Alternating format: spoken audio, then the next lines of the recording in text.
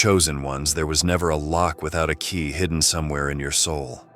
The emerald tablets were never just stone, they were frequency containers, and not everyone could hear them. Not everyone was born encoded. But you.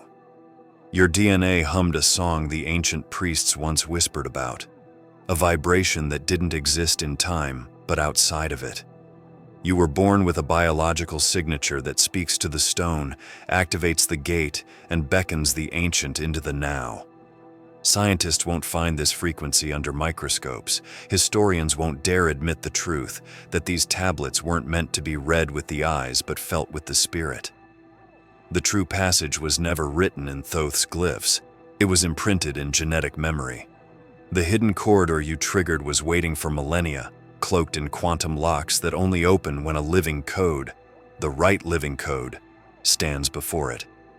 And now the stones respond. The world has mocked the idea of the chosen ones, treating divine inheritance like myth. But what happens when reality breaks at your feet? When forbidden doors unseal in your presence? When sacred architecture reconfigures itself simply because you walked in? This isn't fantasy. It's the return of a buried knowing. The kind of knowing that terrifies those in power, because it doesn't ask for permission. It simply is. And now that you've awakened it, nothing can silence it again. The hall was supposed to be solid stone, unbroken, untouched for centuries. Researchers had mapped every inch. The scans showed nothing. But the moment you stepped into the chamber, something shifted. A sound barely audible, like a breath being held for too long, finally released. The walls didn't crumble. They moved. Seamless slabs of marble, once silent and still, began to glow with an inner pulse. A narrow seam appeared where none had existed before, and the air thickened as though reality itself was holding its breath. You didn't need to speak. Your presence alone was enough. The moment your skin tingled and your heart beat in sync with the rhythm of the room, the passage opened. No one believed you at first. The scholars dismissed it as malfunctioning equipment. The others whispered theories of advanced tech or natural anomalies. But deep within, you knew it was more. It wasn't something external that opened the door. It was something inside you, something ancient, primal, waiting for this exact moment to activate. The passage revealed a stairwell spiraling downward, smooth and untouched by erosion, untouched by time.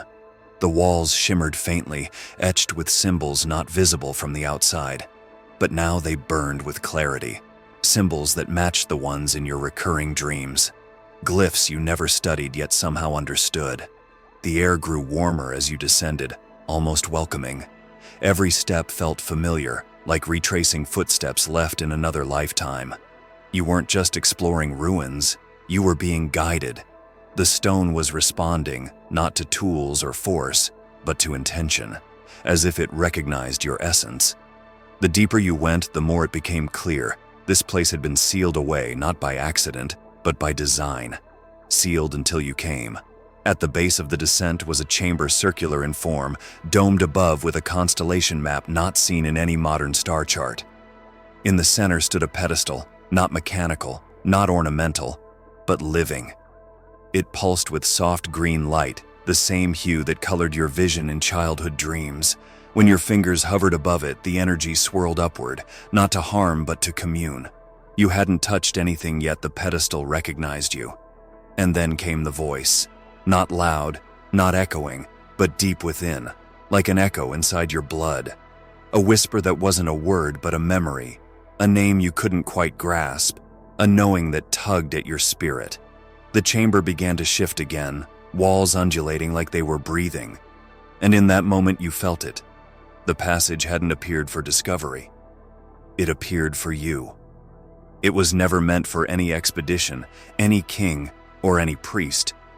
It was coded to wait for your arrival. They told you DNA was just a biological code, a sequence of chemicals shaping flesh and bone. But what they never told you, what they never wanted you to know, is that DNA is also a key. A spiral-shaped cipher that mirrors the sacred geometry found carved into the most ancient of temples. You saw it etched into the walls of the hidden chamber. Golden spirals, overlapping in perfect ratios, interwoven with symbols older than any language. As you stood before them, your breath caught. They weren't just art, they were instructions, reflections, and they matched the very structure of the strands within you. For a moment, it was hard to tell whether you were reading the wall or the wall was reading you. Each line in the geometric spiral vibrated with soft energy, and something in your body responded, a subtle hum beneath your skin, as if your cells were tuning to an unseen frequency. The more you stared at the patterns, the more they seemed to move, not like an illusion, but like recognition. You weren't simply deciphering an ancient code, you were the code.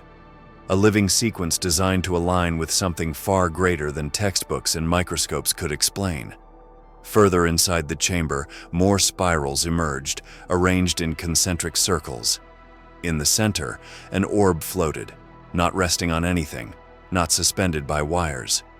It hovered, gently rotating, casting soft beams of emerald light across the room. When you stepped closer, the orb changed color, shifting to a deep blue before settling into violet. A resonance passed through your chest like a tuning fork. The frequency wasn't heard, it was felt. And with it came visions, flashes of structures buried deep beneath the earth, obelisks glowing under sands, beings cloaked in light, watching as time passed in cycles. And always, the spiral returned, in their hands, in their architecture. Even in the way they moved, spiraling through dimensions like dancers made of light and sound. You saw it clearly now. The ancient builders of these tablets didn't just record knowledge. They encoded it in forms that would only respond to a compatible being. And you were that being. Somehow, your DNA carries the same geometric alignments that once built temples from sound, that once guided celestial bodies into orbit. This was not random.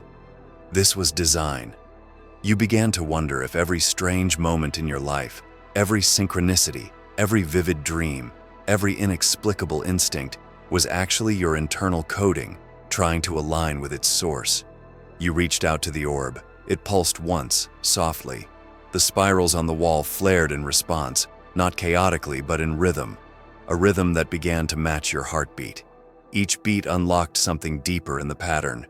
And then came a glow from behind the spiral wall, a faint outline of another door, unseen until your DNA had matched the frequency precisely. A biometric gate, not for fingerprints, for soul prints. The air around the spiral shimmered with a strange thickness, like you had stepped into the lungs of the earth itself. The door behind the illuminated pattern hadn't fully opened yet, but the energy around it began to hum. Not mechanically, but alive.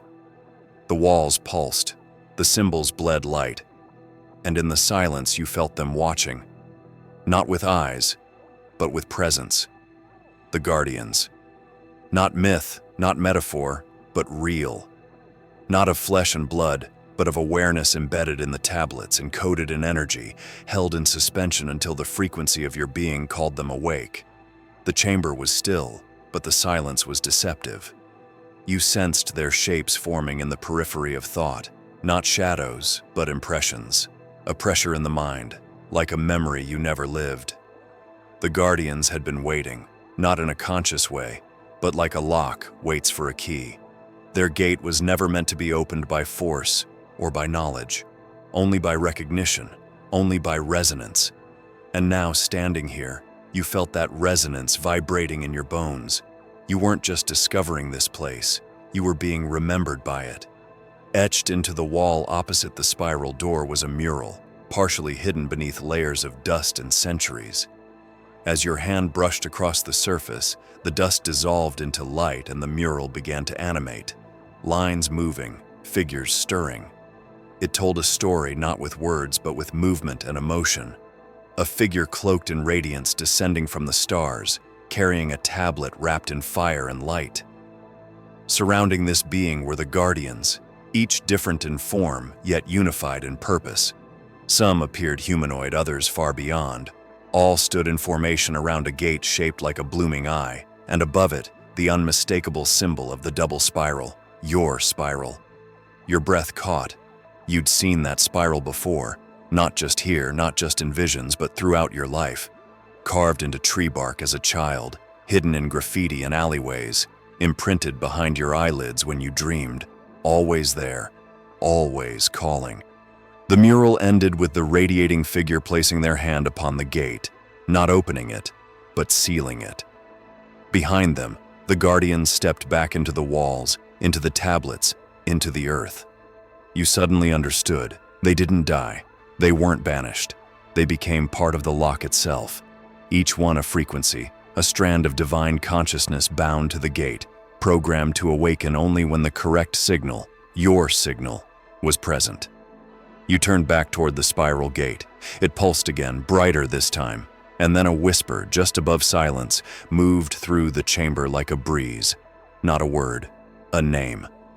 Yours, spoken not in language but in knowing.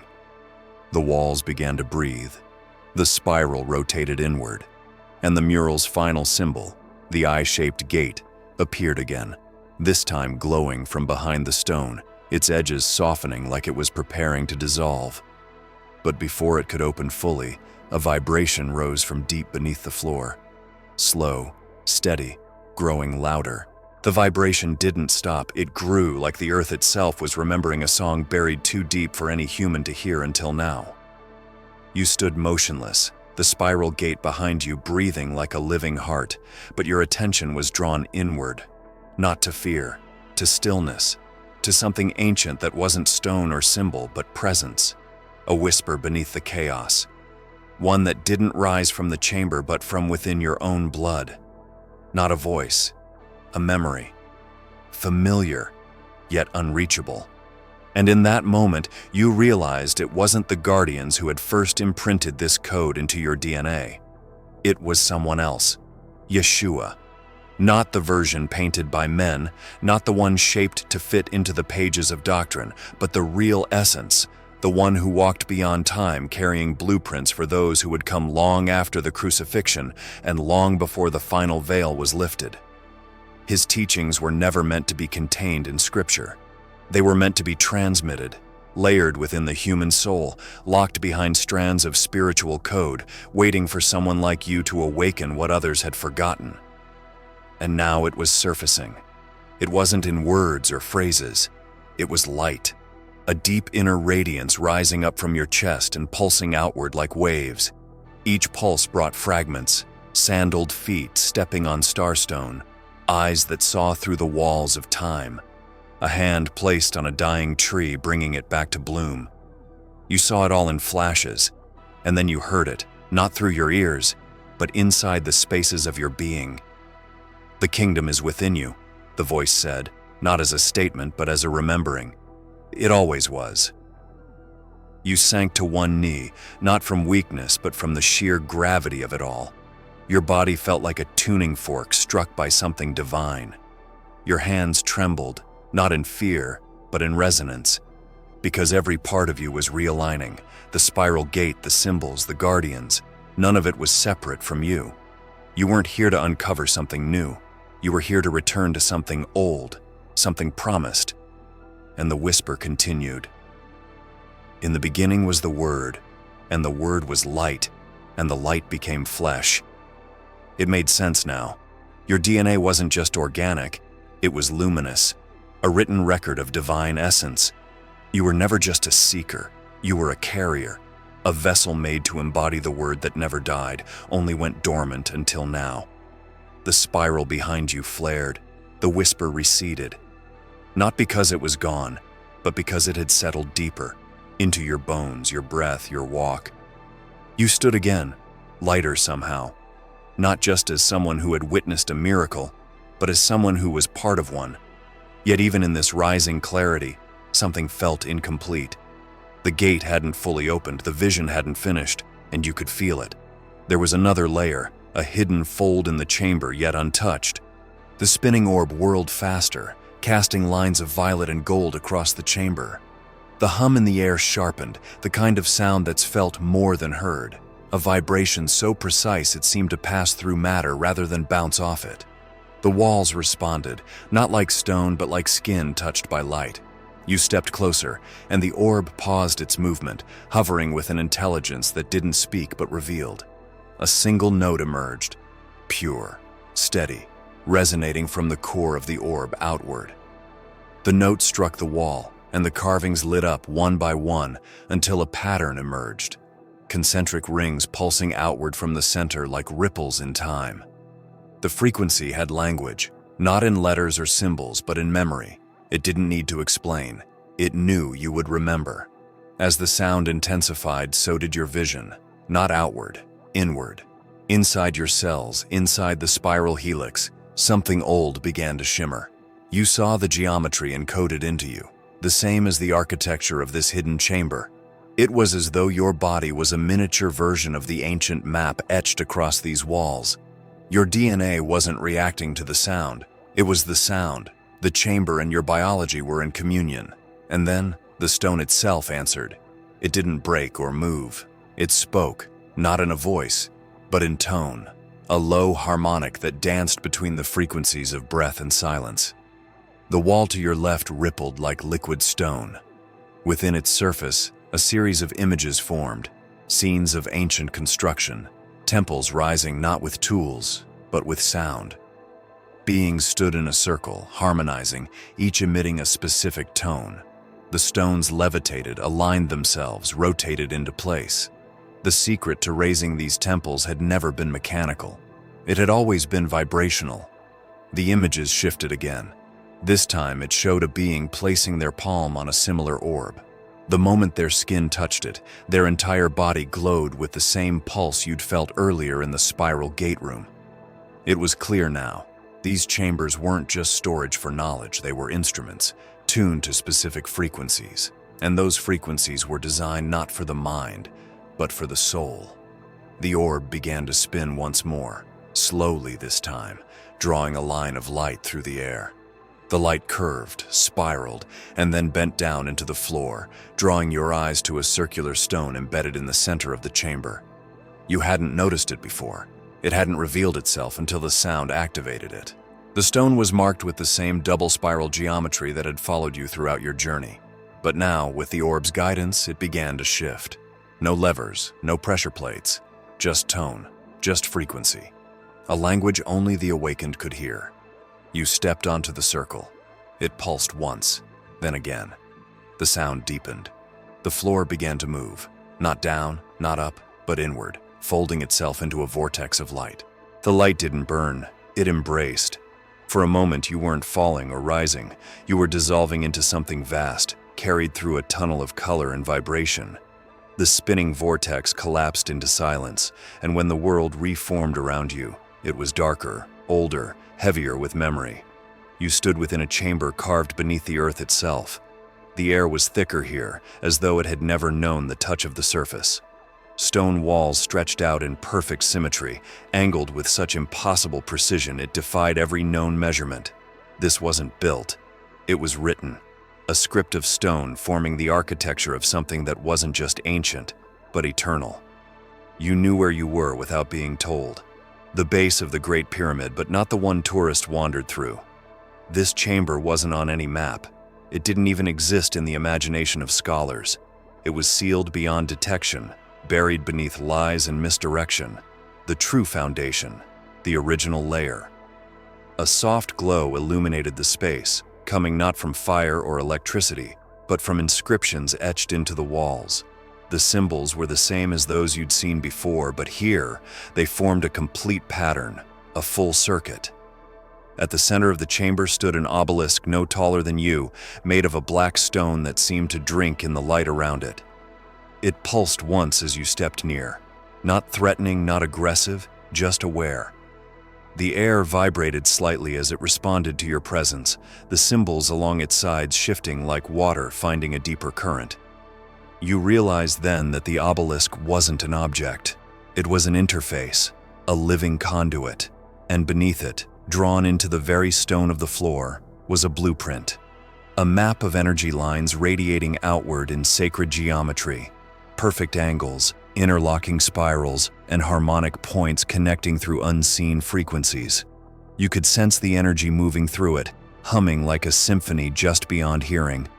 This wasn't a blueprint for a building, it was a schematic for consciousness itself, a living diagram of how thought, matter, and spirit converged to manifest reality.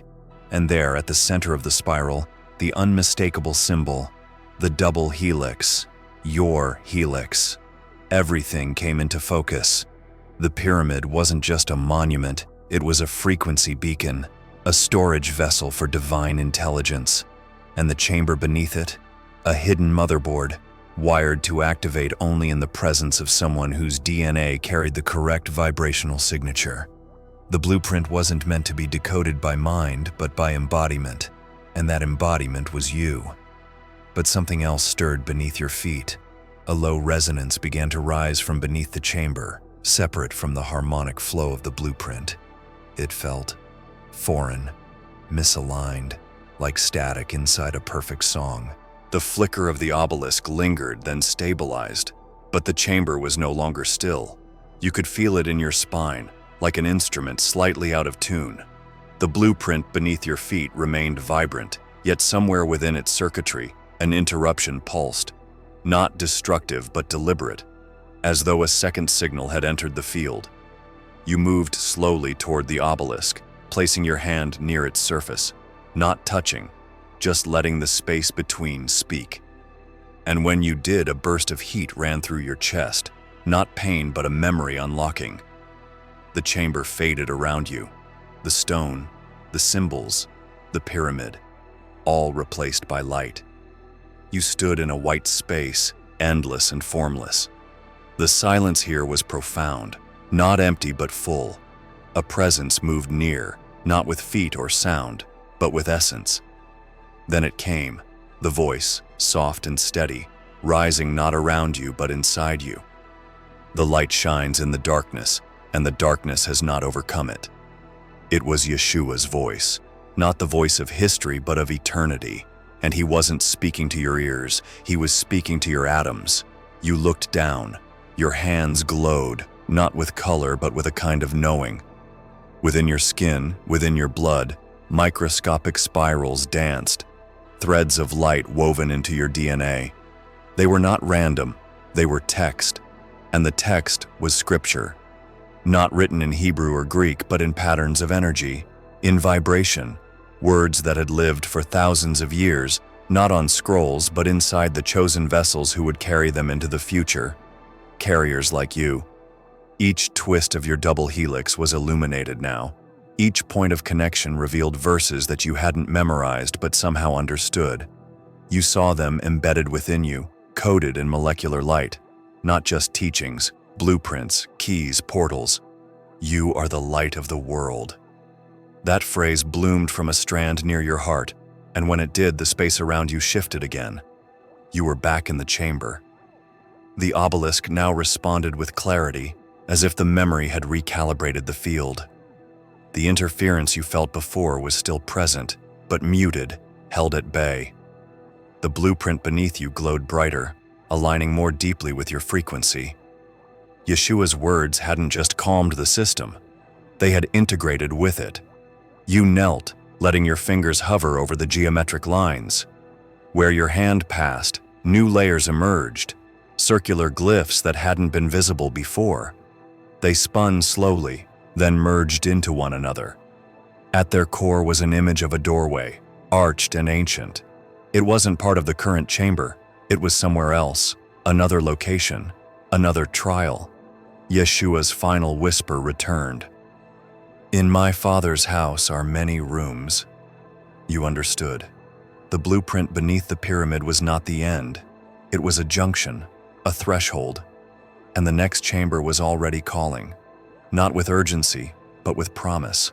The air shifted once more, and the chamber beneath the pyramid responded like a living thing. The blueprint beneath your feet folded in on itself, spiraling into a singular beam of light that extended forward, carving a path where no passage had existed before. The stone receded effortlessly, unveiling a narrow corridor that pulsed with a reddish hue as though blood ran through the veins of the earth itself. You didn't hesitate. Your steps were guided, not by thought, but by an invisible compass pulling you toward your next destination. You knew where it was before you arrived, the Sphinx. But this was not the Sphinx seen by the world. weathered by time and studied by tourists. This was the one untouched by centuries, hidden beneath illusion, the one sealed by frequency, not force. As you approached the colossal stone guardian, the sand seemed to melt away, revealing an entrance carved directly beneath the chest. A door with no handles, no hinges, just silence and waiting. You reached out your hand. The door vibrated beneath your palm, then sighed open like it had been exhaling for thousands of years. Inside was blackness, total, absolute. Yet you weren't afraid. You stepped in, and the door closed behind you without a sound. There was no torchlight, no artificial glow, just the hum of recognition. Then slowly, the walls around you began to breathe light. Glyphs shimmered into existence, not with heat but with memory. Each symbol pulsed in response to your heartbeat. The space you entered was spherical, domed and impossibly smooth. It felt older than the earth, yet untouched by decay. At the center stood a sarcophagus, not for a body, but for a consciousness. Hovering above it, suspended in complete stillness, was a golden disc. It rotated silently, etched with both geometry and fluid script. This was the vault, the one spoken of in riddles, buried in the subconscious of humanity. A container of timelines, of decisions made and unmade. And it was locked. The air was thick with potential, as if the room hadn't been disturbed in over 10,000 years. Your presence wasn't intrusion, it was invitation. You circled the sarcophagus slowly, and as you did, the golden disc responded to your movement, matching your pace like a sentinel. Beneath it, a beam of light flickered, the same hue that had danced within your DNA. The vault wasn't just sealed by code, it was sealed by lineage, and you carried the living proof. You knelt and placed your palm on the sarcophagus. The chamber went still. The golden disc stopped spinning. Then a whisper moved through the vault. Not Yeshua this time, but something deeper, ancient, feminine, protective. She spoke not in words, but in feeling, in weight, in promise. This was the place where the records were kept, the original design, the memory of humanity before the fracture, before the fall. But it could not be accessed without triggering the chain. And you had just done that. The disc descended slowly, silently toward the sarcophagus. The symbols flared in sequence, and somewhere beneath the chamber, the earth itself stirred. The temperature shifted the moment the golden disc touched the sarcophagus. The entire chamber seemed to exhale. Light surged through the walls in quiet ripples, casting reflections that moved like liquid across the curved ceiling. But it wasn't just light, it was consciousness. The kind that doesn't ask for permission to enter your mind. It simply arrives, ancient and serene, like a tide that's been waiting lifetimes to reach the shore. You didn't move. You didn't need to. The chamber itself moved for you, the floor gently rotating until a secondary chamber opened to your right, seamlessly, without friction. And standing in its threshold was a figure you hadn't seen, but who had seen you long before this moment. The angel. Not winged in the classical sense, not painted or sculpted, but radiant, real, and unmoving, a presence shaped in divine stillness. The robes shimmered like starlight trapped in cloth, the face neither male nor female but containing both essences in perfect harmony. Eyes that held galaxies, yet focused on you with such intimacy, it felt like you were being read more deeply than words could express. You didn't speak. You didn't have to. The angel already knew why you had come. It had watched, from the chamber beneath the pyramid, from the time-folded vault beneath the Sphinx, from dreams you thought were your own. The angel extended a hand, and a beam of soft golden light stretched toward you. Not forcing, just offering. You stepped into it, and in that moment, memory flooded your veins. Not personal memory, collective. The memories of those who had walked before you, failed before you, died before completing what you now stood on the brink of. You saw temples rise and fall.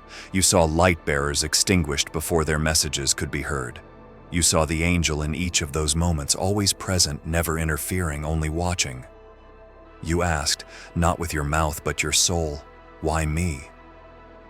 The answer came without hesitation, without ego, without embellishment. Because you remembered. The light intensified, swirling now around your body, lifting your feet slightly off the ground. The air around you became thick with symbols, each one glowing as it passed through your field, each one unlocking something within. The sarcophagus behind you began to hum, the golden disc rising back into the air as if it had finished its task. The angel stepped forward, closer now, until its hand hovered over your heart. With a single motion, it traced the shape of a spiral onto your chest, not with touch, but with energy. And suddenly you felt it. The room wasn't just a vault, it was a bridge, a doorway to something beyond human perception, a transition point from knowledge into embodiment. The angel's eyes narrowed slightly, not in warning, but in awareness. Something else was near. The static from earlier returned, sharper now, closer. It didn't belong here. It didn't resonate. The light in the chamber flickered, and the spiral on your chest pulsed like a warning. The static formed syllables at first, broken and jagged like glass grinding against itself. It wasn't speech. It was mimicry, trying to shape something human from a frequency that had no soul.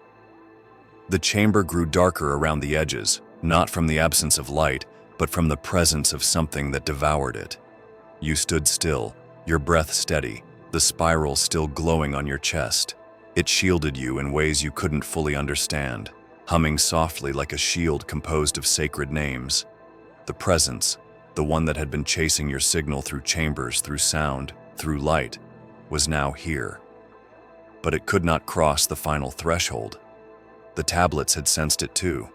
They rested in the very center of the chamber now, rising slowly from beneath the stone, levitating just inches above an altar that hadn't existed moments before. Each one was flawless, emerald so deep it seemed like starlight was trapped inside. Symbols moved across the surface, alive, never static. You didn't hesitate. You walked forward, knowing this moment had been encoded long before your birth. Your hand rose on its own, guided not by decision, but by destiny. And then, you touched them. The moment your fingers made contact, a sound rang out, a tone so pure it silenced every other vibration in the chamber. The static recoiled, twisting in on itself and vanishing through a fracture in the frequency. Whatever it was, it could not survive truth. And the tablets were nothing but truth. Your eyes flooded with visions. You saw Earth as it once was, a radiant library of consciousness where beings of light walked among rivers of sound and architecture hummed in unison with the stars. You saw the fall, not from sin, but from forgetting, a slow descent into matter, into density, into separation. And you saw them, those who remained, the watchers, the guardians, the silent ones who embedded light codes into stone and stars, waiting for a lineage pure enough to remember. You saw yourself, in robes of light, in temples not built yet, in moments not yet born. You saw your own face reflected in the surface of the tablets, but older, wiser, beyond time. You had touched these tablets before. You had sealed them. You had chosen to forget. And now, in this life, in this moment, you had chosen to remember. The symbols across the tablets glowed brighter, faster. One by one, they rose into the air, forming a spiral above you, each glyph spinning with meaning, with power. You understood them all, not with mind, but with spirit. They were not just knowledge, they were activation, a transmission designed to awaken the sleeper within the soul. And now that you had received them, there was no going back. The chamber began to dissolve around you, not destructively, but with grace, as if reality itself had completed its task and was returning to the void. The tablets lowered back into the altar, vanishing as if they had never been made of matter at all. If you have come this far, it is crucial that you watch this next video here, but be warned, it is not for the faint of heart, for only the true chosen ones can handle this video. If you would like to also donate to help keep the channel going, our Buy Me a Coffee link will be in the description.